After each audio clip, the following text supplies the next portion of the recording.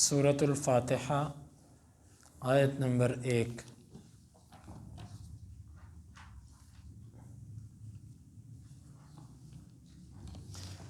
سب سے پہلا آج کا درس سورہ فاتحہ کی فضیلت کے بارے میں کہ احادیث میں اس کی فضیلت کیا آئی ہے۔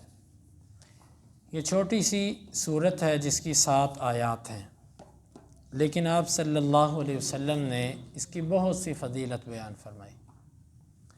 ایک روایت کے اندر آتا ہے کہ آپ نے فرمایا کہ ما انزل فی التوراۃ ولا فی الانجیل ولا فی الزبور مثل ام القرآن۔ تورات، انجیل، زبور، ان تینوں آسمانی کتابوں میں کوئی ایک بھی صورت ایسی نہیں تھی جو سورہ فاتحہ کی مثل ہوتی۔ جامع ترمذی کی روایت ہے، نبی کریم صلی اللہ علیہ وسلم نے اس سورت کے بارے میں فرمایا کہ یہ قرآن مجید کی ہی اعظم سورۃ، یہ سب سے بڑی صورت ہے۔ حالانکہ آیات کے اعتبار سے سب سے بڑی صورت سورۃ البقرہ ہے، لیکن آپ نے اس کو سب سے بڑی صورت قرار دیا۔ حدیث کے اندر آتا ہے کہ ابو سعید بن معلّہ رضی اللہ عنہ نماز پڑھ رہے تھے۔ آپ صلی اللہ علیہ وسلم نے انہیں بلایا تو وہ نماز پڑھ کے آپ کے پاس آئے۔ آپ صلی اللہ علیہ وسلم نے فرمایا کہ کیا تم نے اللہ تعالیٰ کا یہ فرمان نہیں سنا کہ جب تمہیں اللہ اور اس کا رسول بلائے تو تم جواب دو؟ فرمایا سنا ہے۔ تو پھر آئے کیوں نہیں؟ فرمایا اللہ کے رسول آئندہ نہیں ایسے ہوگا۔ عظیم لوگ تھے۔ آپ صلی اللہ علیہ وسلم نے فرمایا کہ لَأُعَلِّمَنَّكَ أَعْظَمَ سُورَةٍ فِي الْقُرْآنِ قَبْلَ أَن تَخْرُجَ مِنَ الْمَسْجِدِ أَوْ كَمَا قَالَ۔ مسجد سے نکلنے سے پہلے میں تمہیں قرآن مجید کی جو سب سے عظیم اور بڑی صورت ہے وہ میں تمہیں بتاؤں گا۔ اب صحابی کہتے ہیں کہ اللہ کے نبی صلی اللہ علیہ وسلم جب مسجد سے نکلنے لگے، میں نے کہا اللہ کے رسول آپ نے تو کہا تھا سب سے بڑی اور سب سے عظیم صورت تمہیں بتاؤں گا، تو وہ آپ نے فرمایا وہ سورۃ الفاتحہ ہے۔ ہی سبع المثانی، اس کو سبع المثانی کہا جاتا ہے حدیث کے اندر۔ سبع المثانی کا مطلب ہے 7 بار پڑھی جانے والی آیات۔ کوئی نماز فرض ہو، سنت ہو، نفل ہو، دن کی ہو، رات کی ہو، سفر کی ہو، حضر کی ہو، ہر نماز کے اندر اس کی ہر رکعت میں اس سورت کو پڑھا جاتا ہے، اسی لیے اس کو کہا جاتا ہے بار پڑھی جانے والی آیات۔ پورے قرآن میں سے ایک صورت ہے جس کی ہر آیت پہ اللہ تعالیٰ بندے کو جواب دیتا ہے۔ حدیث کے اندر آتا ہے کہ نبی مکرم صلی اللہ علیہ وسلم نے فرمایا کہ صحیح مسلم کی حدیث کہ اذا قال العبد الحمد للہ رب العالمین، جب بندہ یہ ایک آیت پڑھتا ہے نا، اللہ تعالیٰ آگے سے کہتا ہے حمدنی عبدی، میرے بندے نے میری حمد کی ہے۔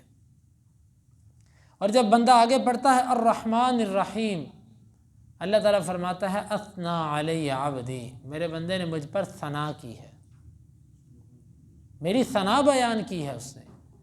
اور جب بندہ کہتا ہے مالک یوم الدین، اللہ رب العالمین فرماتا ہے مجدنی عبدی، میرے بندے نے میری بزرگی، میری بڑھائی بیان کی۔ اور جب بندہ کہتا ہے ایاک نعبد و ایاک نستعین، اللہ تعالیٰ فرماتا ہے نصف لی و نصف لعبدی ولعبدی ما سأل، اس میں آدھا میرے بندے کے لیے اور آدھا میرے لیے، یعنی وہ میرے سے مانگتا ہے اور میری عبادت کرتا ہے، تو میرا بندہ جو مانگے گا میں اس کو دوں گا۔ پھر آگے وہ کہتا ہے اہدنا الصراط المستقیم صراط الذین انعمت علیہم غیر المغضوب علیہم ولا الضالین آمین۔ اللہ تعالیٰ فرماتے قد فعلت، میں نے کر دیا۔ تو انہیں جو مانگا، پورے قرآن میں سے یہ ایک صورت ہے جس کی ہر آیت پہ اللہ رب العالمین بندے کو جواب دیتا ہے، ایک صورت ہے۔ اور حدیث کے اندر آتا ہے کہ نبی کریم صلی اللہ علیہ وسلم آپ تشریف فرما تھے، آپ صلی اللہ علیہ وسلم نے آواز سنی آسمان سے، اس سمیع نقیضا من السماء، آسمان سے ایک زوردار آواز سنی، اور آپ کے پاس جبریل امین بھی بیٹھے ہیں۔ فرمایا اللہ کے رسول صلی اللہ علیہ وسلم آج ایک ایسا دروازہ کھولا گیا ہے جو دروازہ آج سے پہلے کبھی نہیں کھولا گیا، اور اس سے ایسا فرشتہ اترا ہے جو آج سے پہلے کبھی زمین پر نہیں آیا۔ اور اللہ کے رسول صلی اللہ علیہ وسلم آپ کو دو ایسی چیزیں دی جا رہی ہیں جو اس سے پہلے کبھی کسی کو نہیں دی جا رہی، اور ایک روایت کے اندر ہے ابشر بنورین، آپ دو نوروں کی خوشخبری لے لیجئے۔ وہ دو نور کون سے ہیں؟ ایک سورہ فاتحہ اور دوسرا سورہ بقرہ کی آخری دو آیات۔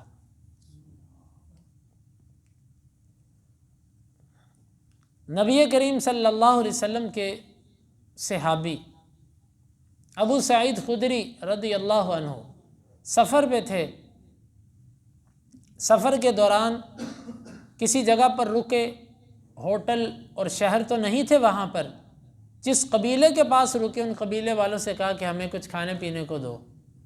انہوں نے کہا کہ ہم تو نہیں دیں گے، بڑی کمزور اخلاقی کا مظاہرہ کیا، کہا کہ چلو کوئی بات نہیں۔ اتنے میں جو قبیلے کا سردار تھا اسے کسی زہریلی چیز نے ڈس لیا۔ وہ قبیلے میں سے بعض روایات میں آتا ہے ایک عورت آئی، بعض میں آتا ہے کچھ افراد آئے، آ کے کہنے لگے کہ ہمارے سردار کو کسی چیز نے ڈس لیا، کیا تم میں کوئی دم کرنے والا ہے؟ صحابی اٹھے، جا کے دم کیا، لیکن ان سے طے کیا کہ تم 30 بکریاں دو گے۔ 30 بکریاں لیں کیونکہ انہوں نے مہمان نوازی نہیں کی تھی، تو دم کیا، اللہ تعالیٰ نے شفا عطا کر دی۔ اور روایت کے اندر آتا ہے کہ 3 دن تک صبح و شام کیا، اور صحابی کے دم کرنے کا انداز بھی تھا۔ اکثر ہم فاتحہ کا دم تو کہتے ہیں نا، لیکن صحابی کا انداز بھی نوٹ کریں، وہ تھوک منہ میں جمع کرتا جا رہا تھا۔ فاتحہ جب پڑھتا تو تھوک منہ میں جمع کرتا، اندر نہ نکلتا، پھر اس تھوک کو اس زہریلی جگہ پر لگاتا، جس تھوک کو منہ میں رکھ کے اس نے فاتحہ پڑھی ہوتی تھی۔ 3 دن تک، پھر یہ بھی ذہن میں رکھیں، 3 دن صبح اور شام، یہ بھی ذہن میں رکھیں۔ اس کا دم کیا، وہ ٹھیک ہو گیا، اللہ تعالیٰ نے اس کو شفا عطا کر دی۔ بعد میں 30 بکریاں لیں، ساتھیوں میں آ گئے، صحابہ کرام تھے، دنیا دار تھوڑے تھے، کہنے لگے کہ نہیں ہم تو اس سے کچھ نہیں لیں گے جب تک تم نے دم کر کے پیسے لیے، جب تک اللہ کے نبی سے ہم فیصلہ نہ کر دیں۔ واپس آئے، اللہ کے نبی صلی اللہ علیہ وسلم کو سارا ماجرا سنایا۔ آپ نے فرمایا ٹھیک ہے، لاؤ اس میں سے میرا حصہ بھی رکھو، مجھے بھی دو۔ آپ صلی اللہ علیہ وسلم نے صرف ان کی دل جوئی کے لیے کہ ان کو یقین ہو جائے یہ ٹھیک ہے۔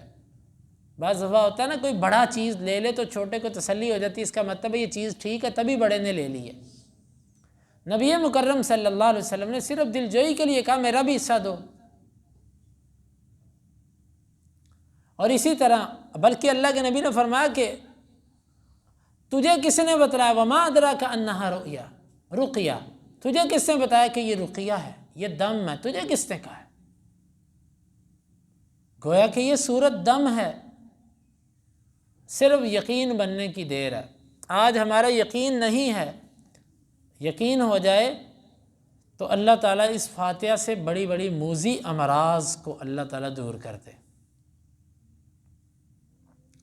اور ایک حدیث کے اندر آتا ہے کہ نبی کریم صلی اللہ علیہ وسلم نے اس فاتحہ کے بارے میں فرمایا کہ لا صلاۃ لمن لم یقرأ بفاتحۃ الکتاب، جو فاتحہ نہیں پڑھتا اس کی نماز نہیں ہوتی۔ پورے قرآن میں سے صرف ایک صورت ایسی ہے کہ جس صورت کو جو نماز کے اندر نہیں پڑھتا، آپ نے فرمایا اس کی نماز نہیں ہوتی۔ اب آپ صلی اللہ علیہ وسلم نے کسی ایک کا نام نہیں لیا، عام حکم دیا جو بھی نماز میں نہیں پڑھتا، چاہے وہ امام ہو، چاہے وہ مقتدی ہو، چاہے وہ منفرد ہو۔ یہ میری بات نہیں، اللہ کے نبی صلی اللہ علیہ وسلم کی بات۔ اور صحابی ابو ہریرہ سے پوچھا گیا انا نکون احیانا وراء الامام، ہم بعض اوقات امام کے پیچھے کھڑے ہوتے ہیں، کیا ہم پڑھیں؟ انہوں نے کہا نعم اقرأ بہا فی نفسک، ہاں اس کو آہستہ پڑھو امام کے پیچھے۔ دلیل فإنی سمعت رسول اللہ صلی اللہ علیہ وسلم قسمت الصلاۃ بینی و بین عبدی نصفین، آگے حدیث اللہ کے نبی کی مرفوع ذکر کی۔ گویا کہ یہ بھی اس صورت کا ایک اعزاز ہے کہ پورے قرآن میں سے یہ واحد صورت ہے کہ جس کے بغیر نماز نہیں ہوتی، ہر نماز میں اس کو پڑھا جاتا ہے اور ہر ایک کے لیے یہ لازم ہے۔ فاتحہ سے جو زائد ہے اس کے بارے میں نہیں حکم۔ اور اسی طرح اس صورت کے اعزازات میں سے ایک یہ بھی ہے کہ یہ صورت، اس میں توحید کی ایسی اقسام ہیں، بلکہ اہل علم نے لکھا ہے کہ اس صورت کی مثال ایسے ہے کہ جس طرح فہرست ہوتی ہے کسی کتاب، شروع کے اندر ایک کتاب کا خلاصہ بیان کر دیا جاتا ہے نا، وہ بتاتا، لکھاری لکھنے والا لکھ دیتا اس میں کہ میں اس کتاب کے اندر یہ چیزیں بیان کروں گا، جو موضوع اور عنوان میں بیان کرنا چاہتا ہوں اس کتاب میں وہ یہ ہے۔ گویا کہ وہ اپنی اتنی موٹی کتاب کا نچوڑ ان چند لفظوں کے اندر شروع میں لکھ دیتا ہے کہ اس کتاب کے اندر میں کیا بیان کروں گا اور میں کس لیے لکھ رہا ہوں۔ کہتے ہیں کہ یہ سورۃ الفاتحہ پورے قرآن کا خلاصہ ہے اور پورا قرآن تفسیر ہے سورہ فاتحہ کی۔ جو اس کے اندر مضامین عناوین بیان ہوئے ہیں، پورا قرآن اس کی تفسیر و تشریح کرتا ہے۔ اور اس کو سورۃ المسئلہ بھی کہتے ہیں، سوال، کیونکہ اس صورت میں اس انداز سے اللہ تعالیٰ نے آیات کا ذکر کیا کہ انسان کو سوال کرنے کا انداز بھی سکھایا گیا ہے، طور طریقہ بھی انسان کو سکھا دیا گیا۔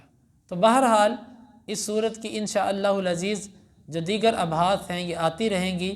تو آج کے اس درس میں ہم نے سورہ فاتحہ کے چند فضائل سماعت کیے۔ انشاءاللہ اس صورت کی تکمیل پر ہم فاتحہ نماز میں پڑھنی چاہیے کہ نہیں، اس پر بھی ہم انشاءاللہ اپنے آنے والے دروس کے اندر گفتگو کریں گے۔ اللہ رب العالمین سے دعا ہے اللہ تعالی ہمیں اس صورت سے محبت کرنے کی توفیق عطا فرمائے۔